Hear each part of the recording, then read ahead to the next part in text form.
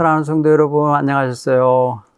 이제 추석 명절도 잘 보내시고, 이제 가을에 접어드는 마음, 평안한 마음으로 또 하루하루 살아가고 계실 줄 믿습니다. 이번 한 주간도 주님 주신 은혜 안에서 평안하게 그리고 감사하면서 살아가시는 그런 한 주간 되기 바랍니다. 오늘은 에스라 6장의 말씀을 함께 읽고 함께 나누는 시간을 갖겠습니다.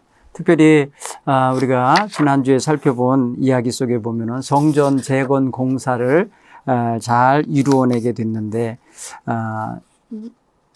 이 주변에 있는 적들에 의하여 여러 가지 도전, 회방 내지는 갖가지 모함과 고발로 인해서 성전 건축의 역사가 약 15년 정도 중단되어 있다가 그 모든 것들이 합법적으로 왕의 명령에 의하여 진행되던 것이라는 것이 밝혀져서 마침내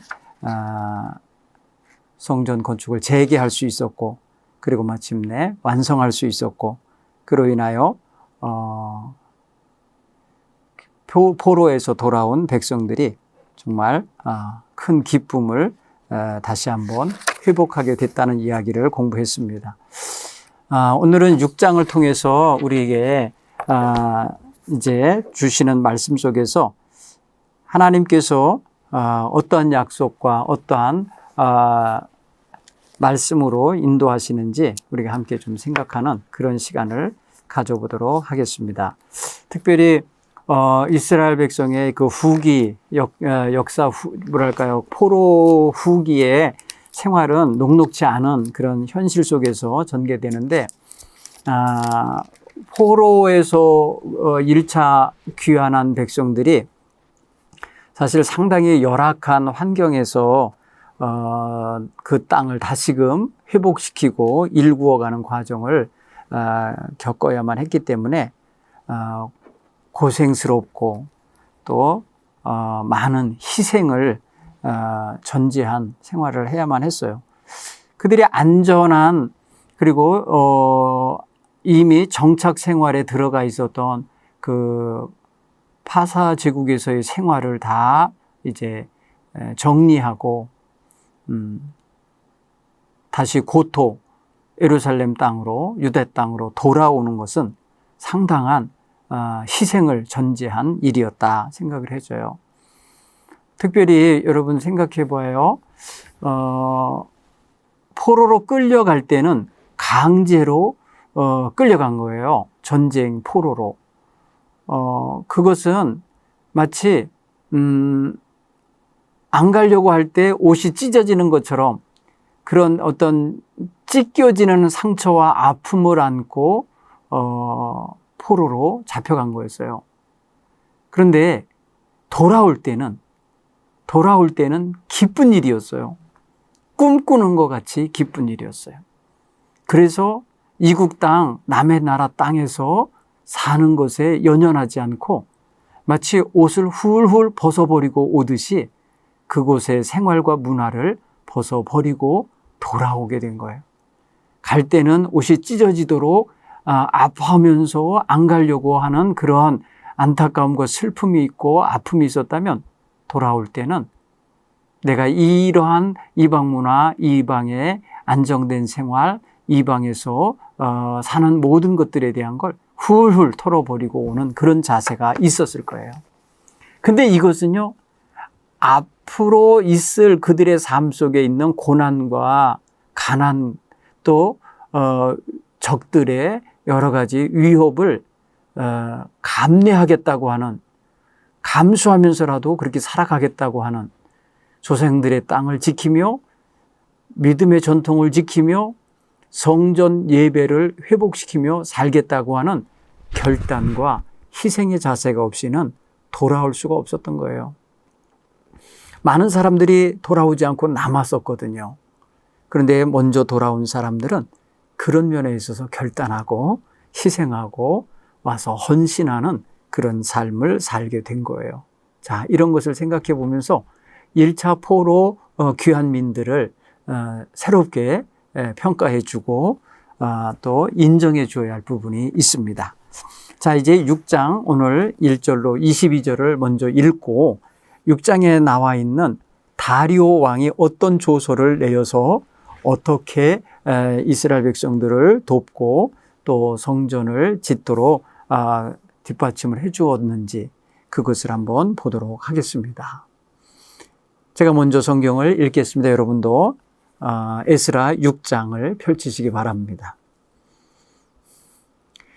이에 다리오 왕이 조서를 내려 문서 창고 곧 바벨론의 보물을 쌓아둔 보물 전각에서 조사하게 하여 메대도 앙메다 궁성에서 한 두루마리를 찾았으니 거기에 기록하였으되 고레스 왕 원년에 조서를 내려 이르기를 예루살렘에 있는 하나님의 성전에 대하여 이르노니 이 성전 곧 제사 드리는 처소를 건축하되 지대를 견고히 쌓고 그 성전의 높이는 60규빗으로 너비도 60규빗으로 하고 큰 돌 3켜에 새나무 1켜를 놓으라. 그 경비는 다 왕실에서 내리라.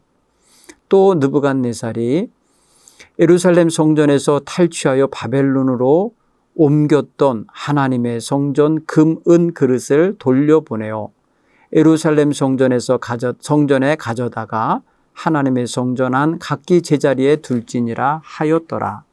이제 유브라데 강 건너편 총독 다뜨네와 스달보스네와 너희 동관 유브라데 강 건너편 아비삭 사람들은 그곳을 멀리하여 하나님의 성전 공사를 막지 말고 유다 총독과 장로들이 하나님의 이 성전을 제자리에 건축하게 하라. 내가 또 조서를 내려서 하나님의 이 성전을 건축함에 대하여 너희가 유다 사람의 장로들에게 행할 것을 알리노니 왕의 재산 곧 유브라데강 건너편에서 거둔 세금 중에서 그 경비를 이 사람들에게 끊임없이 주어 그들로 멈추지 않게 하라. 또 그들이 필요로 하는 것 곧 하늘의 하나님께 드릴 번제의 수송아지와 순양과 어린 양과 또 밀과 소금과 포도주와 기름을 예루살렘 제사장의 요구대로 어김없이 날마다 주어 그들이 하늘의 하나님께 향기로운 제물을 드려 왕과 왕자들의 생명을 위하여 기도하게 하라. 내가 또 명령을 내리노니 누구를 막론하고 이 명령을 변조하면 그의 집에서 들보를 빼내고 그를 그 위에 매달게 하고 그의 집은 이로 말미암아 거름더미가 되게 하라. 만일 왕들이나 백성이 이 명령을 변조하고 손을 들어 예루살렘 하나님의 성전을 헐진대 그곳에 이름을 두신 하나님이 그들을 멸하시기를 원하노라. 나 다리오가 조서를 내렸노니 신속히 행할지어다 하였더라. 다리오 왕의 조서가 내림에 유브라데 강 건너편 총독 다뜨네와 스달보스네와 그들의 동관들이 신속히 준행하니라. 유다 사람의 장로들이 선지자 학개와 이또의 손자 스가랴의 권면을 따랐으므로 성전 건축하는 일이 형통한지라. 이스라엘 하나님의 명령과 바사 왕 고레스와 다리오와 아닥사스다의 조서를 따라 성전을 건축하며 일을 끝내되 다리오 왕 제6년 아달월 3일에 성전 일을 끝내니라. 이스라엘 자손과 제사장들과 레위 사람들과 기타 사로잡혔던 자의 자손이 즐거이 하나님의 성전 봉헌식을 행하니 하나님의 성전 봉헌식을 행할 때에 수소 100마리와 숫양 200마리와 어린 양 400마리를 드리고 또 이스라엘 지파의 수를 따라 숫염소 12마리로 이스라엘 전체를 위하여 속죄제를 드리고 제사장을 그 분반대로 레위 사람들을 순차대로 세워 예루살렘에서 하나님을 섬기게 하되 모세의 책에 기록된 대로 하게 하니라. 사로잡혔던 자의 자손이 첫째 달 14일에 유월절을 지키되 제사장들과 레위 사람들이 일제히 몸을 정결하게 하여 다 정결하게 하매 사로잡혔던 자들의 모든 자손과 자기의 형제 제사장들과 자기를 위하여 유월절을 양을 잡으니 사로잡혔다가 돌아온 이스라엘 자손과 자기 땅에 사는 이방 사람의 더러운 것으로부터 스스로를 구별한 모든 이스라엘 사람들에게 속하여 이스라엘의 하나님 여호와를 찾는 자들이 다 먹고 즐거움으로 이레 동안 무교절을 지켰으니 이는 여호와께서 그들을 즐겁게 하시고 또 아수르 왕의 마음을 그들에게로 돌려 이스라엘의 하나님이신 하나님의 성전 건축하는 손을 힘있게 하도록 하셨음이었더라. 아멘. 오늘 이 에스라 6장은 많은 회방을 받으면서 성전을 짓지 못하던 이스라엘 돌아온 포로민들의 고통과 힘겨움을 이렇게 해결해 주는 다리오 왕이 마침내 성전을 건축할 수 있도록 모든 여건을 제공했고 또 고레스 왕 원년에 내렸던 조서를 바탕으로 그 필요한 것들과 거기에 협력해야 될 많은 총독들을 채근해서 거기에 끊임없이 필요한 걸 공급하게 하고 특별히 유브라데 건너편에서 거둔 세금 중에서 건축 경비 그리고 거기서 제사할 때 필요한 제사 경비들을 매일매일 공급할 수 있도록 이렇게 제공했다고 하는 말씀이에요. 참 얼마나 멋진 일입니까? 하나님께서 누구의 손을 빌려서 일하시나 보십시오. 포로민들로 살다가 돌아온 이들은 정치적인 힘도 없고 경제적인 여력도 없고 여러 가지로 물자를 조달할 능력도 안 되지만은 하나님은 이렇게 놀랍게도 이스라엘 백성이 아닌 다른 사람들의 손을 빌어서 명령을 내리게 하고 그렇게 함으로써 일을 하게 하시는 걸 보면 놀라운 역사를 우리가 발견하게 된다는 걸 알 수 있습니다. 자, 오늘 저는 앞에서 언급했었던 지난주에 함께 언급했었던 유브라데강 건너편 쪽에 있었던 많은 회방꾼들 그들이 회방을 못하고 이제 협력자가 되어야 되고 헌신자가 되어야 하고 공급자가 되게 하는 역전의 역사가 일어난 거잖아요. 이거를 볼 때에 야 하나님 참 멋지게 일하신다 하는 생각이 듭니다. 괴롭히던 자, 건축을 못하도록 회방하던 자들이 건축에 앞장서서 돕는 자가 되게 만드셨고 더 나아가서 그들이 거둔 세금을 가지고 건축에 적극적으로 자금 조달을 하고 그리고 성전 제사에 필요한 제사 경비를 충당하도록 계속해서 하게 하시는 걸 보면은 놀라운 거예요. 그렇죠? 우리가 부족할 때, 우리가 연약할 때에 그래서 두려워할 것이 없는 것은 하나님께서 이렇게 놀라운 역사의 방식으로 도울 자를 붙여주시고 돕는 길을 열어주시는 걸 보면 또 놀라운 은혜가 아닐 수 없습니다. 회방꾼들이 여기저기서 계속해서 시대를 이어가면서 이스라엘 백성이 성전 짓지 못하도록 고발장을 옮기고 올려보내고 상소를 올리고 막 그렇게 해서 중단시켜서 자기네들이 마치 승리하고 이긴 것처럼 자기네 뜻대로 된 것처럼 좋아했었지만은 결국에는 그것이 도리어 왜 저들이 저렇게 성전을 짓는가 하는 것에 대하여 의문을 갖게 됐고 왕이 그거에 대해 조사를 하게 만들었잖아요. 왜냐하면 고발당하면은 고발당한 것에 대하여 유다 총독이나 유다 백성들이 항변하지 않았겠어요? 이거 고레스 원년에 고레스 임금이 우리를 보내주었고 우리로 하여금 이렇게 성전을 건축하라고 했었습니다. 조서가 내려왔었습니다. 라는 걸 왜 항변 안 했겠어요? 그러니까 그걸 다 조사하게 한 거예요. 그래서 조사를 해봤더니 진짜 그렇게 여겨졌던 조사가 고레스 왕의 조서가 있었다는 사실을 발견하게 되는 거예요. 여러분 5장 17절에 이렇게 스룹바벨 세스바살이라고 하는 분이 성전 지대를 놓을 때에 그것을 하지 못하게 했다고 했을 때에 지금 상소를 올린 거예요. 뭐라 그러냐면 이제 왕께서 좋게 여기시거든.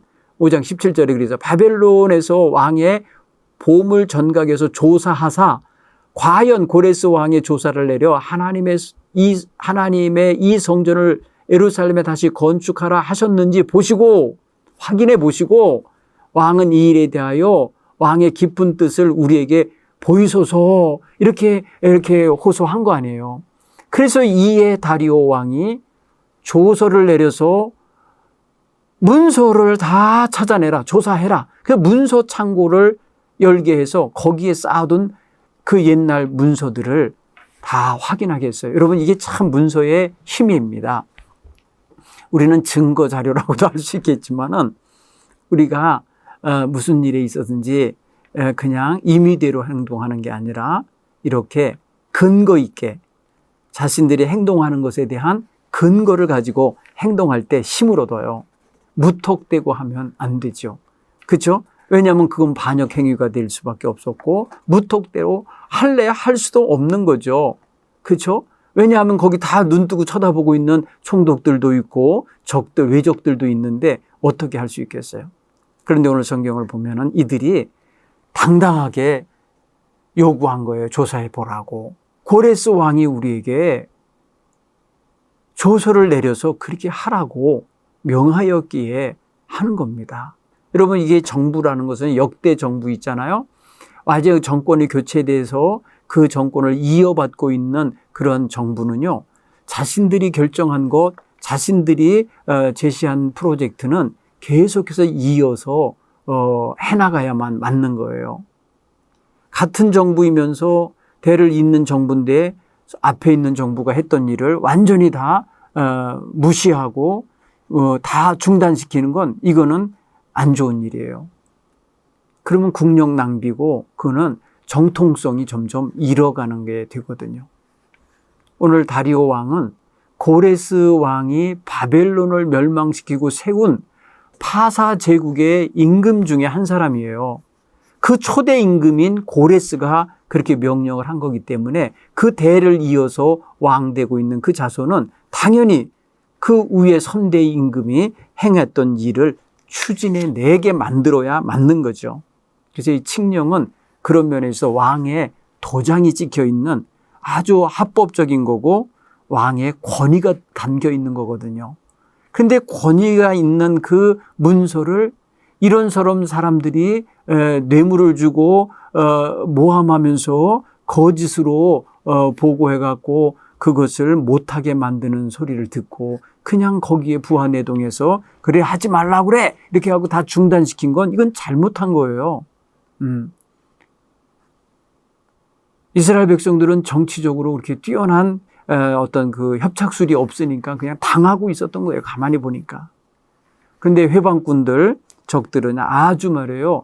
왕의 관료들을 매수해가지고 왕에게 쏙닥거려서 저들이 성전을 짓고 저들이 뭘 하면은 정말 아마도 그 땅에 대한 권한도 약해지고 세금도 안 낼 거고 반역을 할지도 모릅니다. 막 이러면서 충동질을 했었거든요. 그렇죠?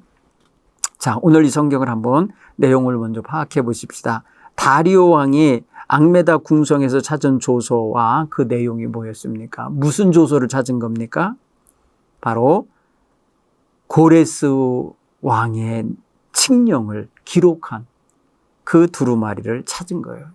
굉장히 중요한 거예요. 이스라엘 백성에게 너무 중요한 문서예요. 여러분, 오늘날 이 땅이 네 땅이니 내 땅이니 따지고 있을 때 가장 확실한 등기 문서 발견하면 꼼짝 못하는 거 아닙니까? 그렇죠? 그래서 잃어버린 땅도 되찾을 수 있는 게 그 등기 문서를 가지고 있는 자만이 권한을 행사할 수 있기 때문에 그렇거든요. 이스라엘 백성들이 돌아온 포로민들이 하나님의 성전을 짓게 만들어낸 고레스의 칙령, 그것을 찾아서 직접 볼 수 있게 했기 때문에 이게 놀라운 증거물이 된 거예요. 자, 그리고 그 내용이 뭐로 되어 있습니까? 오늘 4절, 5절에 보면은, 성전 건축에 필요한 경비를 왕실에서 지원할 것과 탈취한 성전의 그릇들, 물건들을 제자리로 돌려보내라 라고 하는 그러한 명령이 함께 들어 있었다는 거죠. 건축하라는 명령만이 아니라 거기서 훔쳐왔던 거 다 바벨론이 훔쳐온 거죠. 물론 바벨론이 훔쳐왔던 거 다 돌려보내라. 그리고 그 성전 건축하는데 필요한 건축 자재나 건축 경비를 충당해 줘라 하는 명령이 내려졌다는 것. 얼마나 귀한 것을 찾은 겁니까? 그죠? 그러니까 다리오 왕 이년에 이것을 발견해내고 그것을 확인한 다음에 다시금 공사 재개를 명령하는 조서가 내려진 거고 더 이상 회방하지 못하게 한 거예요. 자, 보세요.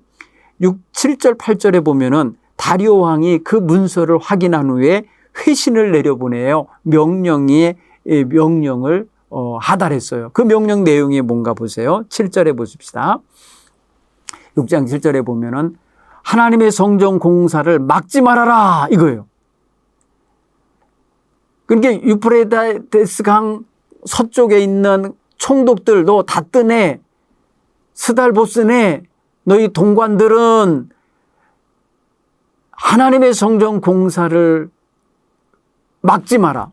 이 말은 뭐예요? 회방하지 말고 모함하지도 말고 거기에 대하여 어떠한 충동질 하지 말라고 명령을 내린 거예요. 왜냐하면 그걸 당한 걸 아는 거예요.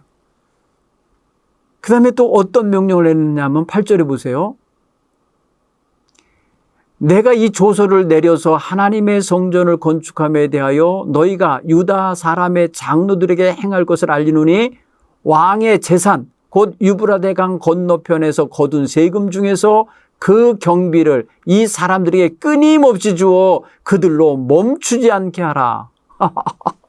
얼마나 통쾌한지 몰라요. 이 다리오 왕이 자기가 섬길 하나님 성전도 아니거든요. 그런데도 그동안에 모함을 당하고 공사 중단을 당하고 억울한 입장에 놓여 있었던 이 백성들의 한을 풀어주는 것처럼 너무너무 시원하게 해주고 있는 거예요. 얼마나 고맙습니까? 그죠? 힘 있는 자가, 이 명령권자가 이렇게 해주니까요. 그래서 다리오 왕은 고레스 칙령을 확인했다는 사실 자체가 얼마나 놀라운 생각의 전환과 입장 변화를 만들어낸 건지 몰라요. 그러니까 그것을 못하게 만들렸던 이 유브라데강 서쪽의 총독들, 이 사람들 코가 납작해졌죠. 성전 공사 막지 마라. 성전이 제자리에 건축되도록 해라. 공사 중단한 일이 없도록 국고 지원을 하라는 거예요. 왕의 재산, 곧 그 서쪽 땅에서 거둔 세금 중에서 그 경비를 이 사람들에게 지원해서 공사가 멈추지 않게 해라. 여러분, 든든한 뒷배를 얻은 것 같잖아요. 세상에 하나님의 성전, 스룹바벨 성전이 이렇게 지어지는 거예요. 너무 놀랍죠. 여러분, 서두에서 제가 말씀드렸지만은 바벨론 시절에 끌려갔던 사람들이 70년 후에 돌아올 때 이 사람들 뭐 가진 게 얼마나 있겠어요. 돌아와서도 그 땅이 황폐한 땅이기 때문에 집도절도 없고 말이에요. 뭐 사업터도 없고 일터도 없는 그런 상황에서 자기네 생존도 어려울 텐데 하나님 성전을 지어야 되니 얼마나 힘들었겠어요. 그런데 놀랍게도 거기에서 천군만마 같은 이러한 놀라운 힘을 제공해 주는 그런 사람이 있었으니 바로 다리오 왕이었던 거예요. 생각도 못한 일인 거예요.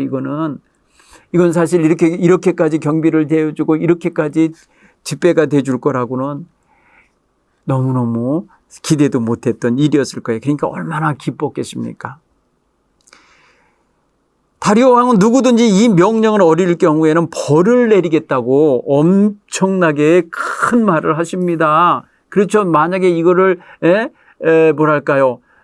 회방하거나 이것을 막는 자들에게는 어떤 일이 일어날 거라고 표현하느냐면 11절 12절 보십시오. 누구를 막론하고 이 명령을 변조하면 그의 집에서 대들보를 빼내겠다는 거예요. 빼다가는 거기 그 대들보에다가 그 자를 매달아 죽게 하겠다는 거죠. 그리고 그 집을 걸음터가 되게 하겠다. 저주 가까운 명령한 거예요. 엄벌을 쳐야 하겠다. 그러니까 누구도 회방하지도 말고 막지 말라. 내가 전하여 주는 이 명령을 그대로 행해야지 이거를 변조하면 안 된다. 굉장하죠. 또 12절에 이렇게 말했어요. 만일 왕들이나 그 주변에 이제 정복당한 나라들, 식민지 나라의 왕들이나 백성이 이 명령을 변조하고 손을 들어 예루살렘의 하나님 성전을 헐어버리거나 그곳에 이름을 두신 하나님이 그들을 만약에 그렇게 하면은 하나님께서 그들을 멸시하기 원하노라. 다리오가 조서를 내렸느니 신속히 행할지어다. 와우, 멋집니다. 이런 뒷배가 있었으면 좋겠어요. 그죠? 여러분, 이게 바로 하나님이 세워주신 든든한 백이에요. 생각도 못할 수밖에 없는 이방 왕이 이렇게 하나님 백성의 뒷배가 돼주고 하나님의 성전 짓는 데에 이런 적극적인 후원자가 될 건 너무너무 기적 같은 일이에요. 그렇죠? 자, 또 한번 내용 중에 파악해 볼 것이 있어요. 성전을 건축을 권면한 선지자 두 사람이 있어요. 그 시대에. 여러분 이거는요 예언서에서 찾으셔야 돼요. 여기 성경에는 이름만 나와요. 그들 이름만. 그게 누구냐면 학개와 스가랴입니다. 여러분 학개와 스가랴는 그 시대에 예루살렘에 있었어요. 그런데 가만히 보니까 이들이 말이에요. 돌아온 백성들이 주변 족속들에 의하여 성전 건축을 회방당하고 중단당하자 이런저런 핑계대면서 성전 지을 생각을 안 하고 자기 집이나 챙기고 있고 자기네 먹고 사는 데나 힘쓰고 있었다는 거예요. 그때에 학개가 나타나서 아주 호되게 꾸짖습니다. 네. 한번 제가 학개서 1장 2절 이하의 말씀을 읽어볼게요. 이렇게 돼 있어요. 만군의 여호와가 이같이 말하여 이르노라. 이 백성이 말하기를 여호와의 전을 건축할 시기가 이르지 아니하였다 하느니라. 중단된 상태에서 이런 말이 나오고 백성들 마음속에 아직 건축할 때 아니야. 건축 못해. 건축하면 안 돼. 뭐 이런 식으로 해서 부정적인 말들을 지금 하고 있는데 한 15년 이미 지나가고 있을 때 이때 여호와께서 선지자 학개를 통하여 말씀하셨어요. 4절에 이 성전이 황폐하였거늘 너희가 이때에 판벽한 집에 거주하는 것이 옳으냐? 판벽한 집이 뭐예요? 나무 판자를 만들어서 벽을 세울 수 있는 그런 집을 말할 것 같아요. 이게 지금 옳은 일이냐? 성전이 지금 황폐했는데 니네 집 짓고 사는 게 지금 급소무냐? 이거죠. 그러므로 이제 만군의 여호와가 이같이 말하는 너희는 너희 행위를 살필지니라. 너희가 많이 뿌릴지라도 수확이 적으며 먹을지라도 배부르지 못하며 마실지라도 흡족하지 못하며 입어도 따뜻하지 못하며 일꾼이 삭슬 받아도 그것을 구멍 뚫린 전대에 넣음과 다 졌다 이거예요. 만군의 여호와가 말하는 너희는 너희 행위가 지금 옳은지 그른지 살펴보라는 거예요. 지금 너희는 산에 올라가서 나무를 가져다가 성전을 건축하라. 그러면 내가 그것으로 말미암아 기뻐하고 또 영광을 얻으리라. 나 여호와의 말이니라. 여러분 예언자가 이렇게 아주 강력하게 메시지를 전했어요. 왜? 너희들 지금 말이야 하나님 성전이 황폐하여서 이렇게 지어지지도 않고 그냥 여기 잡초밭이 되어 있고 여기저기 돌 굴러다니는 터만 남았는데 니네들 지금 이럴 때에 성전은 안 짓고 니네 집만 짓냐? 니네 먹고 사는 데만 힘쓰냐? 그러지 말라는 거예요. 정신 차리라는 거예요. 니네 행위를 돌아보라는 거예요. 여러분 이런 역사의 현장에서 하나님의 말씀을 전해주는 이런 선지자가 있다는 건 축복이에요. 자신들의 위치를 깨닫게 하고 역할을 깨닫게 하고 본분을 깨닫게 해주는 선지자가 있다는 건 너무나 귀한 일이에요. 여러분 이 당시에 학개와 스가랴는 이렇게 백성들의 마음을 충동했어요. 그때 여러분 이 학개의 말을 듣고 사람들이 어떻게 된 줄 아십니까? 성경을 보면은요 그들 마음이 흥분됩니다. 여호와 하나님의 말씀을 듣고 마음이 막 움직여요. 학개서 1장 12절 이하에 보면 선지자 학개의 말을 들었으니 이는 그들의 하나님 여호와께서 그를 보내셨습니다. 백성이 다 여호와를 경외하며 그때의 여호와의 사자 학개가 여호와의 위임을 받아 백성에게 말하여 이르되 여호와가 말하노니 내가 너희와 함께 하노라. 이때 여호와께서 소알디엘의 아들 유다 총독 스룹바벨의 마음과 여호사닥의 아들 대제사장 여호수아의 마음과 남은 모든 백성들의 마음을 감동시키심에 그들이 와서 만군의 여호와 그들의 하나님의 성전 공사를 하였으니 다리오 왕 제2년 여섯째 달이었다.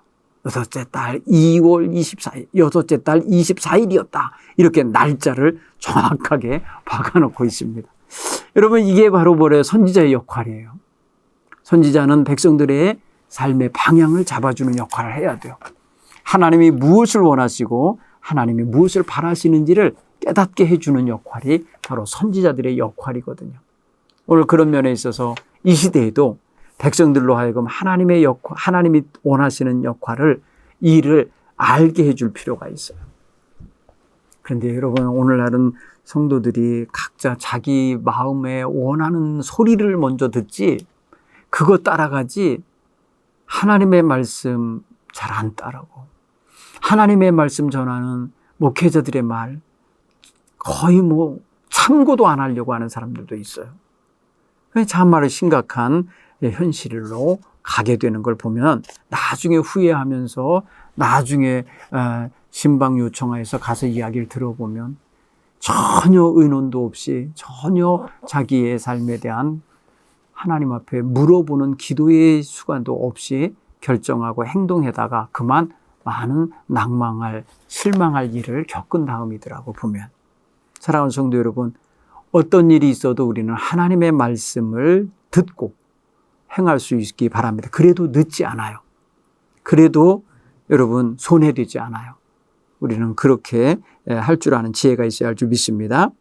또 한 가지 내용을 살펴보면요. 성전 봉헌식이 진행되는데요. 속죄제를 위하여 드린 제물과 또 매일 드리는 제물이 있죠.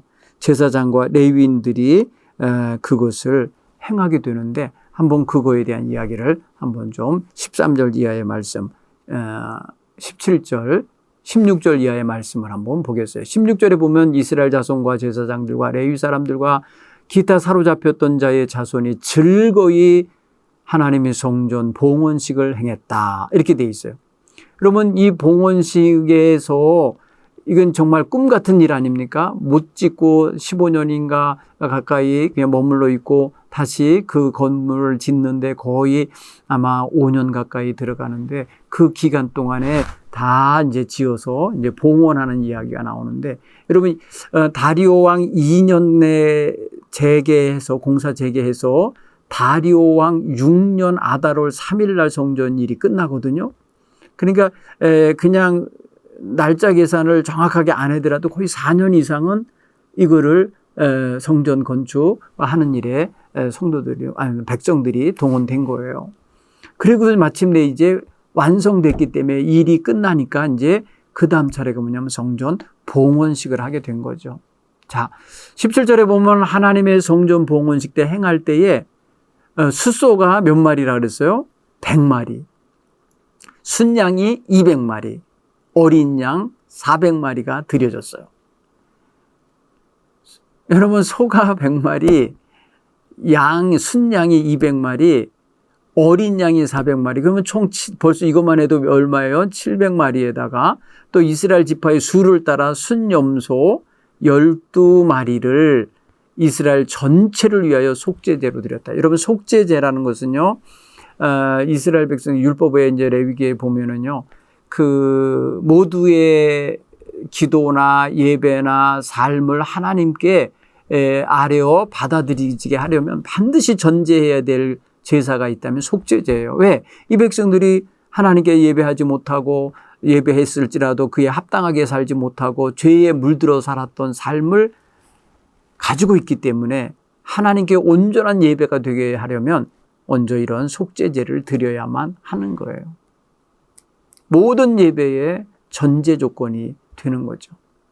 특별히 제사장들 같은 경우도 이러한 예배, 백성들을 위한 예배를 집례하기 전에 먼저 자기 자신들을 위한 속죄제를 드려야만 했습니다.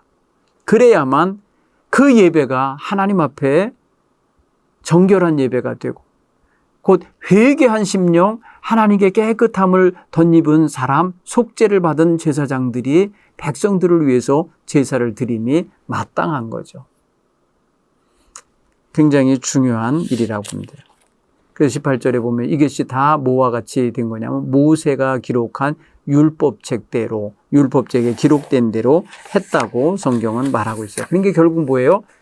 이들의 이제 성전이 지어졌죠. 성전에서 예배가 진행되죠. 이 모든 예배와 절차가 다 율법에 준하여 진행된다는 거예요. 그러니까 율법이 되살아나는 거예요.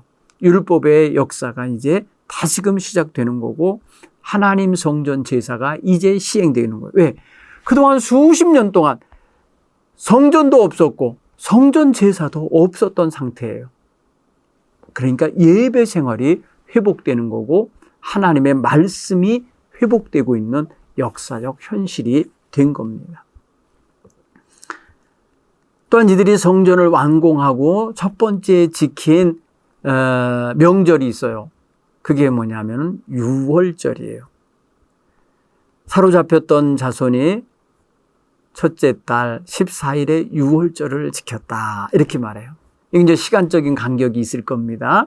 아달월에 봉헌식을 했고, 그 다음에 이제, 첫날, 이제 유월절은요, 첫달, 정월달 14일 날 하잖아요. 양을 잡았다가 그때 함께 이제 가족별로 그걸 먹게 되잖아요. 그 유월절 행사를 했다는 거예요. 여러분, 유월절이 뭐와 연결되어 있나요? 출애굽 역사와 연결되어 있어요. 이스라엘 백성이 광야로 나오기 전, 곧 애굽에서 종살이를 마치고 나오던 날, 그 전날 밤이 바로 유월절을 행한 날이에요. 그날 애굽의 장자들을 다 치신 날이에요. 이스라엘 사람들을 보존하신 날이에요. 그래서 구원의 날이에요. 패스오버, 죽음의 사자가 문설주에 양의 피가 발라진 집마다 다 뛰어넘어서 가신 날이에요.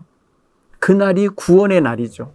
그래서 이스라엘 백성들은 그래서 이 유월절 행사를 포로민이 되어서 돌아온, 이제 귀향민이 되어서 돌아온 사람들이 첫 번째로 유월절 행사를 지키게 된 거예요. 왜? 성전도 있고 이제 성전 제사도 회복됐고 이제 마침내 유월절 행사를 할 수 있게 됐다는 거예요. 너무너무 귀한 명절 행사가 됐죠. 이게 다 성전이 완공된 다음에 귀향민들이 율법의 규정을 따라서 행할 유월절인 거예요. 이 날에는 이스라엘 모든 남자들은 의무적으로 다 성전으로 모이게 되어 있었어요. 애굽에서 나올 때 모든 그러니까 먼저 태어난, 첫째 태어난 남자들이 죽지 아니하고 다 살아났었잖아요. 그래서 마침내 하나님의 구원을 경험한 이들이 지켜내는 그 명절, 그게 바로 유월절이에요. 그리고 이어지는 7일 동안 무교절로 지키는데 우리가 잘 알듯이 이렇게 발효되지 않은 빵, 딱딱한 빵을 먹고 쓴나물을 먹으면서 지켰던 절기잖아요. 이게 바로 봄이 시작되는 절기예요. 봄이. 그게 아주 그러니까 생명의 절기로 열려지는 때예요. 그리고 난 다음에 이제 감사절기인 그 다음 77절, 맥추절로 이어지게 되고, 그리고 가을 추수가 끝나면 하나님 앞에 감사하면서 초막을 짓고 있는 장막절, 초막절이라는 절기를 지키게 되죠. 이렇게 세 개의 절기를 이스라엘 백성들이 다 함께 지키는 민족 명절이었던 거죠. 자, 결국은 유월절을 지키면서 이들은 감격했을 거예요. 구원받은 기쁨, 재현된 역사예요. 출애굽의 역사, 구원의 역사인데 이들은 바벨론으로부터 포로로 끌려갔다가 다시 돌아오는 구원의 역사를 재현해내는 그런 시간이고, 또한 민족의 정체성을 회복하는 날이에요. 민족의 정체성, 뭐예요? 우리는 하나님의 백성이에요. 하나님이 구원한 백성이고 하나님이 빼어내신 백성, 하나님이 먼저 선택한 백성으로서의 정체성을 회복하는데 아주 중요하게 기여하는 명절이 바로 이 유월절이 됐던 거죠. 그러면 유월절은 바로 그래서 공동체가 회복되는 날이기도 해요. 자, 여러분, 구원에 대한 감사와 고백을 할 수도 있고 신앙이 회복되고 하나님의 백성으로서 정체성이 회복되고 그리고 더 나아가서 공동체, 하나 되는 공동체로 묶여지는 이런 중요한 의미를 담은 게 이때의 6월절 행사였다라는 것을 우리가 알 수 있습니다. 여러분, 귀향민들 오랫동안 잃어버렸던 믿음의 전통을 회복하는 거 아닙니까? 여러분, 70년 이상 살다 보면은 사람이 어려서 태어나서 70살 넘었다 그러면 여러분 이미 세상 문화 먼저 적용돼 있죠. 한 번도 지켜보지 못한 성전제사, 그리고 6월절 행사, 경험이나 있었겠어요. 그런데 율법이 있었기 때문에 율법 제도에 기록된 대로 바로 이렇게 6월절을 지킴으로써 이렇게 지키는 거구나. 우리 민족의 이 명절을 지키면서 하나님께 감사했구나. 하나님께서 이렇게 우리를 출애굽시키셨고 바벨론에서 해방시켰구나 라는 역사를 연결하는 놀라운 역사의 현장이 됐을 겁니다. 여러분, 이게 굉장히 중요한 학습도 되고요. 전통을 회복시켜내는 중요한 일이기도 한 겁니다. 자, 오늘 이 본문의 말씀들을 가지고 우리의 삶에 한번 적용해 볼게요. 학개와 스가랴 선지자는 이스라엘 백성에게 하나님의 말씀으로 하나님 성전을 건축하도록 격려하고 독려했어요. 책망도 하시고 꾸짖기도 했어요. 우리 가끔 보면은 우리도 방황하거나 어려움에 처해할 때에 주변 사람들에게 하나님의 말씀을 전해 듣고 위로도 받기도 했고, 그런가 하면은 경계도 받았고, 때로는 책망도 받아본 경험이 있지 않나요? 한번 생각해 보세요. 여러분, 누가 주변에서 그러면 안 돼, 집사님, 그러면 안 돼, 권사님, 이러면서 바르게 신앙의 길을 걸을 수 있도록 깨우쳐 준 사람이 있다면 고마운 사람들, 이런 분들이 말이에요. 우리에게는 축복의 통로예요. 이런 분들이 있다는 것은 너무 감사할 일이죠. 우리가 잘못돼도 누구 하나 말해주는 사람 없고 경계해주는 사람이 없다면 우리는 불쌍한 거죠. 오늘 우리 이 말씀을 걸고 신앙의 동료들이 있거나 가르치는 멘토가 있거나 목회자가 가까이 있다는 건 축복이다, 이렇게 여기시고 자신의 삶을 펼칠 때에 꼭 도움닫기로 사용하시기 바랍니다. 두 번째로 여러분, 성전 봉헌식이 끝나고 제사장과 레위인은 모세의 법, 기록된 율법대로 하나님을 섬겼다고 그랬어요. 우리는 하나님을 섬기는데 가장 우선이 되는 기준이랄까요? 마음에 넣는 생각이 무언가요? 하나님 말씀이 기준이 돼서 내가 하나님의 말씀에 준하여 살아야지 하는 차원인지, 아니면 내가 아쉬우니까 내 마음이 그냥 위안을 삼아야 되니까, 아니면 내 감성적 정서적으로 외로우니까 그냥 믿음 생활하는 건가? 우리는 분명히 하나님의 백성으로서의 정체성을 가졌다면 하나님의 말씀에 근거하여 우리의 신앙생활은 바르게 전개되어야 할 줄 믿습니다. 오늘 이스라엘 백성들이 성전 봉헌식을 끝내고 나서 제사장과 레위인들이 항상 기준으로 삼아야 될 여호와의 말씀, 곧 모세의 율법을 따라서 성전에서 섬기고 백성들을 이끌고 가르쳤을 것이 분명하잖아요. 그렇다고 보면 우리도 하나님 섬기는 백성으로서 하나님의 말씀이 우리의 삶의 기준이 되고 우리의 행동의 원칙이 될 수 있기를 간절히 바랍니다. 이걸 잘 해는 성도들이 성숙하게 되고 바르게 될 줄로 믿습니다. 우리가 성경을 왜 읽고 성경 공부를 왜 하겠습니까? 지식을 얻는 거라고요? 결코 지식적으로 성경을 읽어서는 안 되고, 성경 지식 가지고서 뭘 하여 써먹겠어요?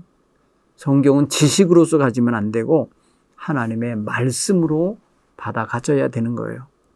그 말씀 속에 뭐가 있어요? 말씀하시는 이의 뜻이 들었단 말이에요. 말씀하시는 하나님의 계획과 원하심과 소원과 또 하나님이 원하는 삶의 방법과 삶의 방향이 담겨 있단 말이에요. 그렇기 때문에 우리는 성경을 읽거나 성경 공부를 하거나 성경의 말씀을 마음에 새길 때는 지식으로서 가지고서 누구를 가르치거나 뭐 이렇게 자랑하려고가 아니라 자기 삶을 하나님의 뜻에 맞추고 하나님의 뜻을 이루어가는 데 서고자 하는 자세가 있어야 되는 거예요.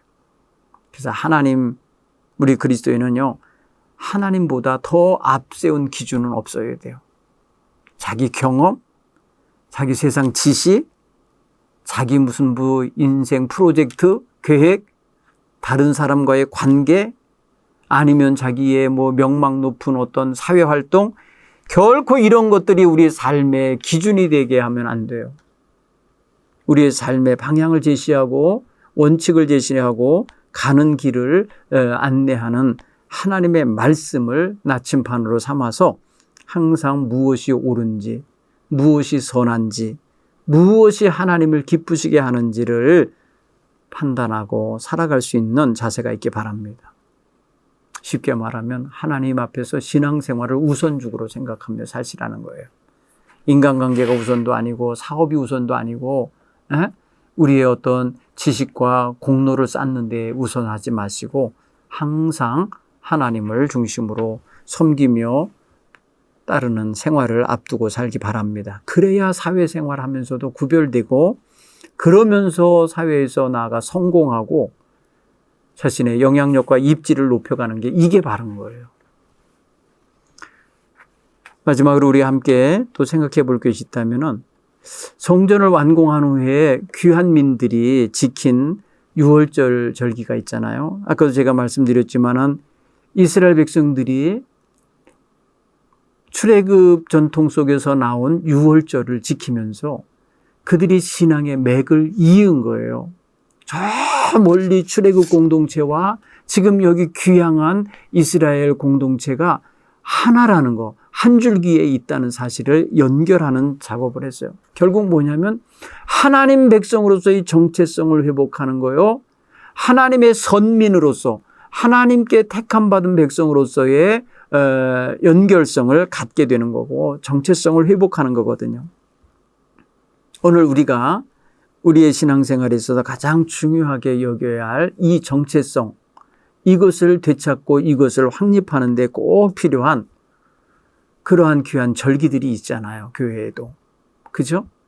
오늘날 우리의 절기에도 우리가 유월절을 지키고 있지 않지만 우리 주님과 함께하는 부활절기, 그죠? 우리를 죄에서 구원하셔서 하나님 백성 되게 하신 이 부활의 절기, 예수님의 십자가와 부활의 사건이 있었던 이 절기가 바로 오늘날 우리에게는 유월절의 시점에서 이루어진 절기예요. 그리고 우리는 성령 충만한 가운데 살아갈 수 있도록 성령 충만한 은혜를 경험하고 살았잖아요. 그게 바로 오순절 다락방의 역사가 성령 강림절과 연결되는 거예요. 그리고 또 우리에게 있어서 우리의 정체성을 확립하는 데 가장 또 중요하게 우리에게 역할해 주는 게 있다면 성탄절 같이 주님의 탄생하심과 오심이 우리로 하여금 그 대림절기에 계속해서 생각하게 만들었던 주님 다시 오실 것이라고 하는 그것과 연결되는 아주 중요한 신앙절기예요. 이런 절기 속에서 우리는 크리스찬으로서의 정체성을 확인하게 되고 정립하게 되고 내가 왜 성탄절을 기뻐해야 되는지, 내가 왜 부활절을 기뻐해야 되는지, 내가 왜 성령 강림절에 이렇게 생기 가득하게 기뻐해야 되는지를 다 찾을 수 있어요. 이게 정체성이 찾아지는 거죠. 오늘 우리에게도 이스라엘 백성이 제2의 출애굽을 기념하는 것 같은 감격적인 유월절을 지키듯이 우리도 날마다 주님의 은혜로 구원받은 자답게 매 주일마다 우리는 그걸 체험하고 경험해야 돼요. 매 주일은 뭐를 연결해 놓은 거냐면 부활의 날을 연결해 놓은 거예요. 부활절을. 주님이 안식 후 첫날에 부활하셨잖아요. 그래서 그날이 주일이거든요. 그래서 우리는 주님의 날이라고 그래요. 그날을. 그래서 주일이라고 표현하잖아요. 그래서 그날마다 드리는 예배가 우리에게 있어서 내가 누군지, 내가 왜 주일마다 교회를 가는지 이 정체성을 분명히 세우는 그러한 주일이 되어야 합니다. 그게 바로 내가 누군지를 말해주는 가장 확실한 날인 거예요. 그래서 우리 주일날이면 교회 오고 주일날이면 교회 가는 사람이라는 걸 사람들이 알고 있잖아요. 그게 바로 여러분의 정체성을 밝혀주는 아주 확실한 증거입니다. 오늘 주님 앞에 나와 예배할 때마다 내가 하나님의 자녀요 그리스도의 사람으로서 여기 있구나 하는 그런 정체성 회복이 온전히 이루어져서 하루하루 살아가시길 간절히 축원합니다. 자, 하나님의 약속은 반드시 이루어진다. 하나님은 아주 생각 못한 방법으로도 이루신다. 다리오 왕의 이러한 놀라운 칙령을 통해서 힘들어하고 지쳐 있었던 이스라엘 백성들에게 힘을 주면서 성전 건축이 중단되지 않도록 하라. 회방하지 못하게 하라. 뭐 필요한 경비를 대주게 하라. 뭐 이런 놀라운 은혜가 덧입혀지는 것처럼 우리 하나님의 약속을 믿고 사는 사람들에게 형통케 하시는 은혜가 이 시대에도 우리 속에서 이루어질 걸 믿으시고 살아가시길 간절히 바랍니다. 다음 주에 뵙겠습니다. 안녕히 계세요.